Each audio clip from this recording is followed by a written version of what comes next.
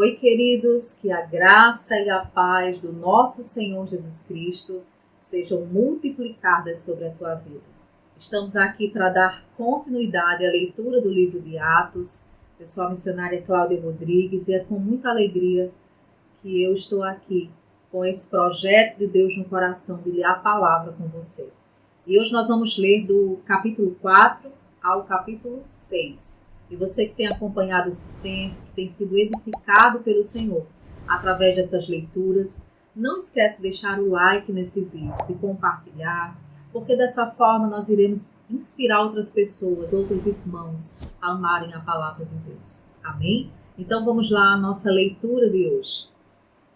Atos capítulo 4. Pedro e João perante o Sinédrio. Enquanto Pedro e João falavam ao povo, chegaram os sacerdotes, o capitão da guarda do templo e os saduceus. Eles estavam muito perturbados porque os apóstolos estavam ensinando o povo e proclamando em Jesus a ressurreição dos mortos. Agarraram Pedro e João e, como já estava anoitecendo, os colocaram na prisão até o dia seguinte. Mas muitos dos que tinham ouvido a mensagem creram, chegando o número dos homens que creram perto de 5.000. No dia seguinte, as autoridades, os líderes religiosos e os mestres da lei reuniram-se em Jerusalém. Estavam ali Anás, o sumo sacerdote, bem como Caifás, João, Alexandre e todos os que eram da família do sumo sacerdote. Mandaram trazer Pedro e João diante deles e começaram a interrogá-los. Com que poder ou em nome de quem vocês fizeram isso?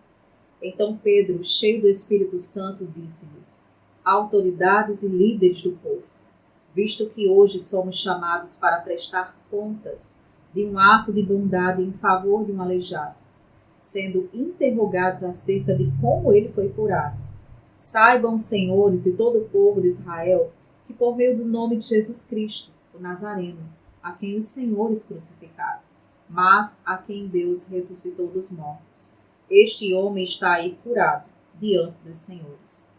Este Jesus é a pedra que vocês, construtores, rejeitaram e se tornou a pedra angular.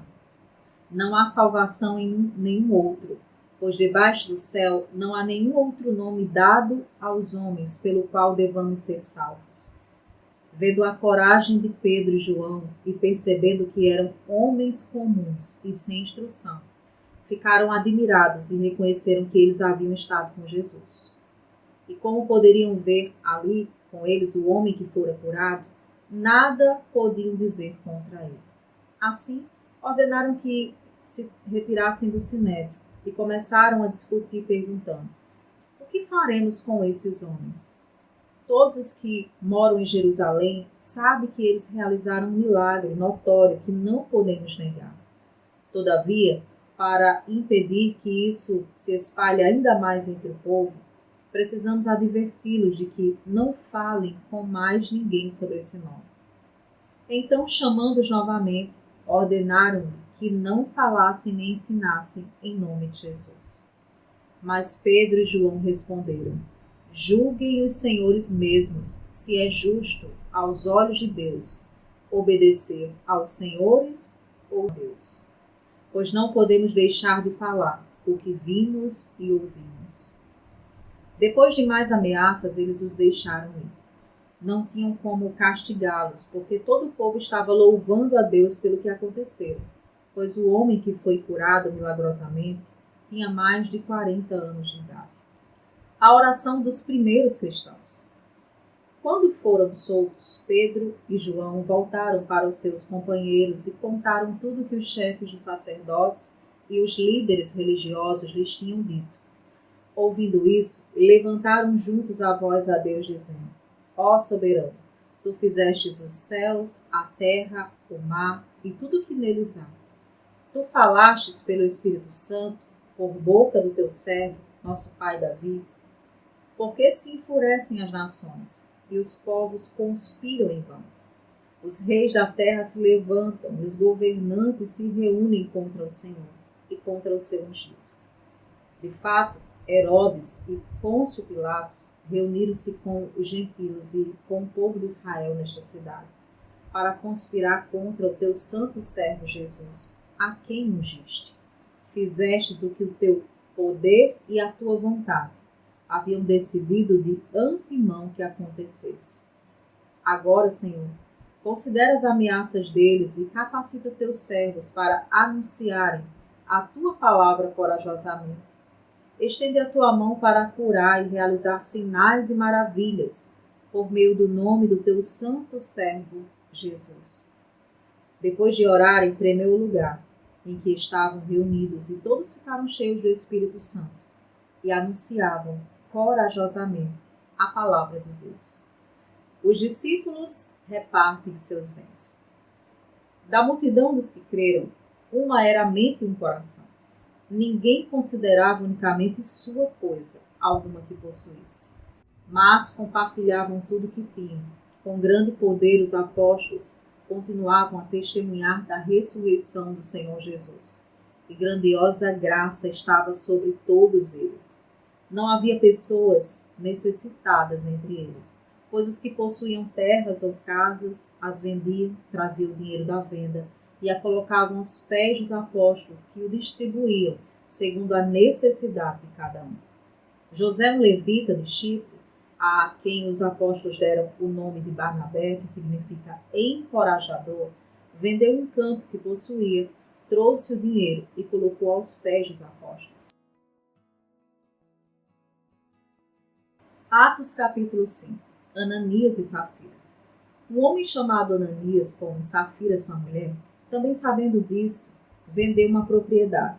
Ele reteve parte do dinheiro para si, sabendo disso também sua mulher, e o restante levou e colocou aos pés dos apóstolos. Então perguntou Pedro: Ananias, como você permitiu que Satanás enchesse seu coração, ao ponto de você mentir ao Espírito e guardar para si uma parte do dinheiro que recebeu pela propriedade? Ela não lhe pertencia, e depois de vendida, o dinheiro não estava em seu poder? O que levou a pensar em fazer tal coisa? Você não mentiu aos homens, mas sim a Deus. Ouvindo isso, Ananias caiu morto, e grande temor apoderou-se de todos os que ouviram o que tinha acontecido. Então os moços vieram, envolveram seu corpo, levaram-no para fora e o sepultaram. Cerca de 3 horas mais tarde, entrou sua mulher sem saber o que havia acontecido. Pedro lhe perguntou: diga-me, foi esse o preço que vocês conseguiram pela propriedade? Respondeu ela: sim, foi esse mesmo. Pedro lhe disse: por que vocês entraram em acordo para tentar o Espírito do Senhor? Veja, estão à porta os pés dos que sepultaram o seu marido, e eles a levarão também. Naquele mesmo instante ela caiu morta aos pés dele. Então os moços entraram e, encontrando-a morta, levaram-na e sepultaram ao lado do seu marido. E grande temor apoderou-se de toda a igreja e de todos os que ouviram falar desses acontecimentos. Os apóstolos curam muitos doentes. Os apóstolos realizavam muitos sinais e maravilhas entre o povo. Todos os que creram costumavam reunir-se no porto de Salomão. Dos demais ninguém ousava juntar-se a eles, embora o povo os tivesse em alto conceito.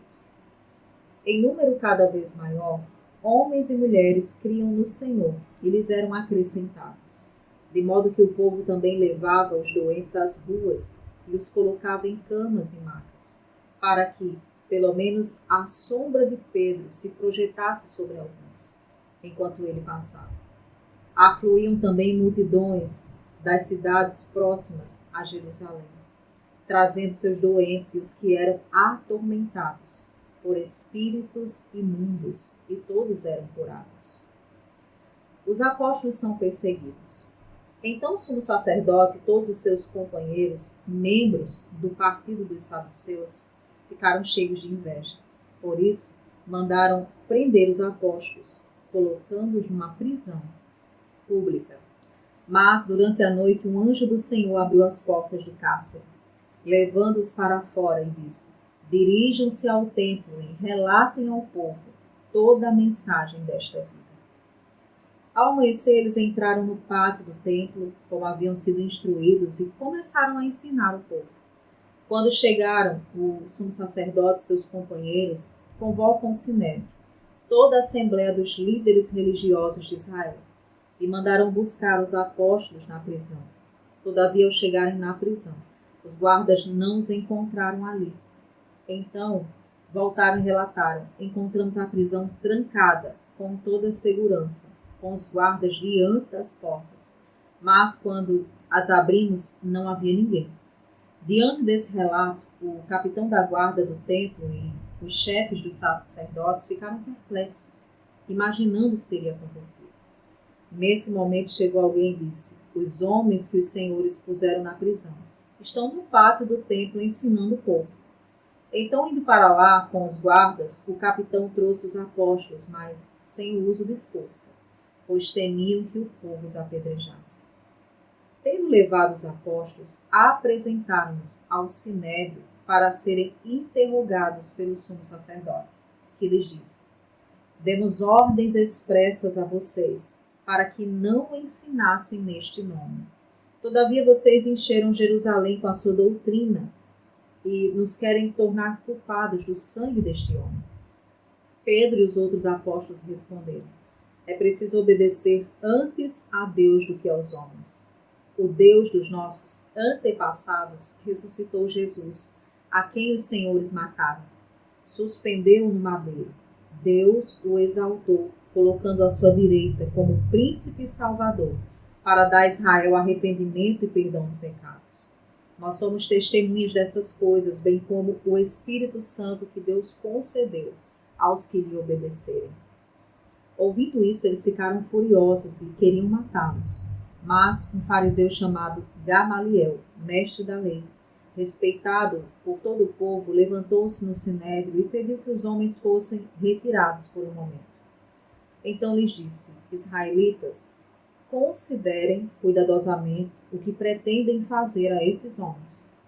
Há algum tempo apareceu Teudas, reivindicando ser alguém, e cerca de 400 homens se ajuntaram a ele.